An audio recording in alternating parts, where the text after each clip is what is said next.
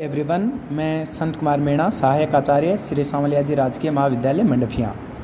आज हम money and financial system का फर्स्ट चैप्टर स्टार्ट करते हैं, मुद्रा, जिसमें हम पढ़ेंगे कि मुद्रा की उत्पत्ति कहाँ से हुई, मुद्रा का मीनिंग क्या है, मुद्रा के कार्य क्या हैं और मुद्रा के महत्व क्या क्या हैं। इन सब के बारे में हम डिटेल से पढ़ेंगे।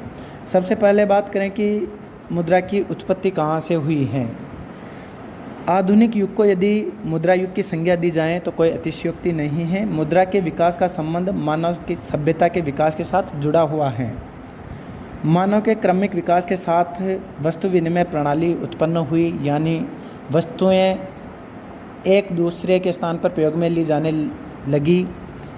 वस्तु विनिमय प्रणाली बहुत ही सरल और सुगम विनिमय व्यवस्था थी, यानी एक्सचेंज के लिए वस्तुएं काम में ली जाती थी।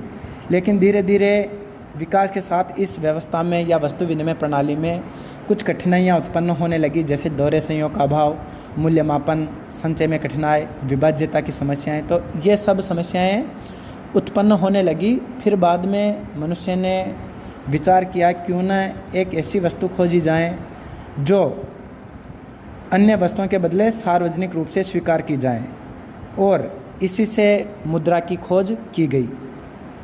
मुद्रा शब्द आया कहाँ से है? मुद्रा शब्द जो है वह हिंदी भाषा का शब्द मुद्रा अंग्रेजी भाषा के मनी का रूपांतरण है, यानी मुद्रा जो है वह अंग्रेजी भाषा के मनी शब्द का रूपांतरण है। मनी शब्द का रूपांतरण है। मनी शब्द लैटिन भाषा के मोनेटो शब्द से बना है। रोम की देवी जूनो मोनेटा के नाम से प्रसिद्ध थी। इसी मंदिर में प्राचीन रोम के सिक्के अंकित किए गए थे। इसी कारण उन सिक्कों को मनी कहा जाने लगा, और धीरे धीरे वो मनी जो अंग्रेजी का शब्द था वह हिंदी शब्द मुद्रा में रूपांतरण हो गया। तो इस प्रकार मुद्रा जो शब्द हैं उसकी उत्पत्ति हुई। तो यहाँ से ऑब्जेक्टिव क्वेश्चंस पूछे जा सकते हैं। अब आगे बात करें मुद्रा की परिभाषा, डेफिनेशंस ऑफ मनी की।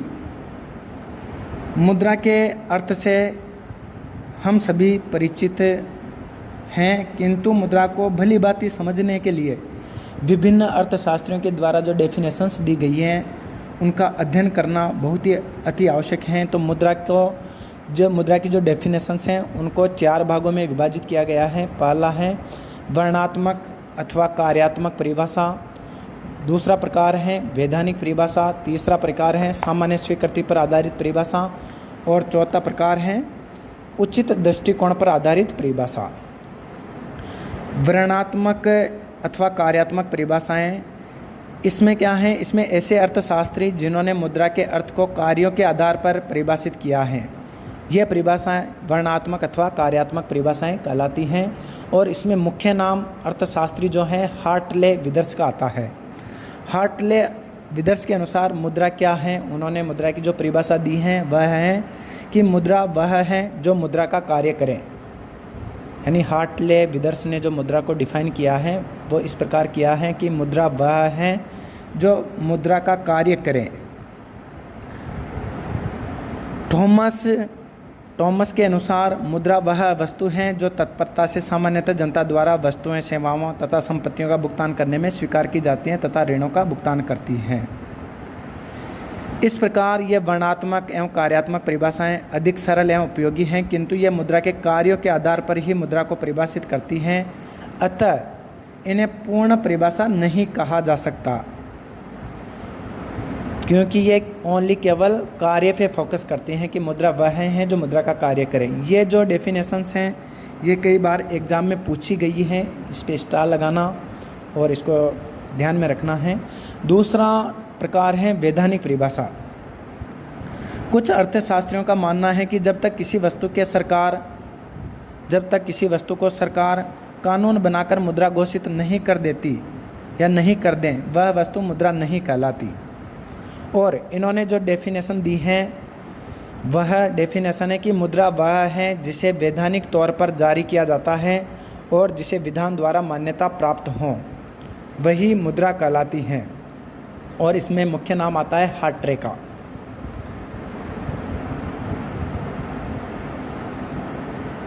वैधानिक परिभाषाएं वर्तमान युग में अधिक व्यवहारिक प्रतीत होती हैं, क्योंकि प्रत्येक देश द्वारा एक मुद्रा घोषित की जाती हैं जिसे देश में स्वीकार करना अनिवार्य होता है। तो ये थोड़ी ज़्यादा अच्छी डेफिनेशन लगती है बजाय वर्णात्मक या कार्यात्मक परिभाषा के। तीसरा जो प्रकार है वह सामान्य स्वीकृति पर आधारित परिभाषा, और इसके जो समर्थक थे अर्थशास्त्री उसमें मुख्य नाम मार्शल तथा वाकर का आता है। इसके अनुसार इन अर्थशास्त्रियों के अनुसार क्या डेफिनेशन थी मुद्रा की कि सामान्य रूप से किया जाता है, मुद्रा का प्रयोग सामान्य रूप से स्वीकार किया जाता है या सामान्य रूप से मुद्रा स्वीकार की जाती हैं, और निपटारे के लिए से जिसे सामान्य स्वीकृति प्राप्त हो वह मुद्रा कहलाती हैं। और मार्शल जो थे उनके अनुसार उनकी जो डेफिनेशन है वह यह है कि मुद्रा में वे सभी वस्तुएं सम्मिलित होती हैं जो किसी विशेष समय अथवा स्थान पर बिना संदेह अथवा विशेष जांच पड़ताल के वस्तुओं और सेवाओं को अथवा अन्य व्यय के भुगतान के साधन के रूप में सामान्यतः प्रचलित होती हैं। ये मार्शल ने डेफिनेशन दी थी। तो सामान्य स्वीकृति पर आधारित परिभाषा सिंपल सी डेफिनेशन है इसकी, जिसे कि मुद्रा वह वस्तु है जिसे सामान्य रूप से स्वीकार किया जाता है और जिसे निपटारे के लिए जिसे सामान्य स्वीकृति प्राप्त हो, यानी किसी सामान्य स्वीकृति प्राप्त हो यानी कोई मना नहीं कर सकता हो। इन तीनों परिभाषाओं से मुद्रा की निम्न विशेषताएं प्रकट होती हैं, या यहाँ से क्वेश्चन पूछा बन सकता है कि मुद्रा में कौन कौन सी विशेषताएं विद्यमान होती हैं या मुद्रा की विशेषताओं को बताइए।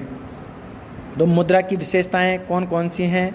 पहली है मुद्रा में सामान्य स्वीकृति का गुण होना आवश्यक है। दूसरा है मुद्रा की विशेषताओं में मुद्रा के मूल्य मापन की क्षमता होनी चाहिए, यानी मुद्रा में मूल्य मापन की कैपेसिटी क्षमता होनी चाहिए। तीसरा है विशेषता है मुद्रा ऐसी वस्तु होनी चाहिए जो लेन देन में प्रयुक्त हो। और चौथा मुद्रा सरकार द्वारा कानूनी रूप से निर्गमित की जानी चाहिए।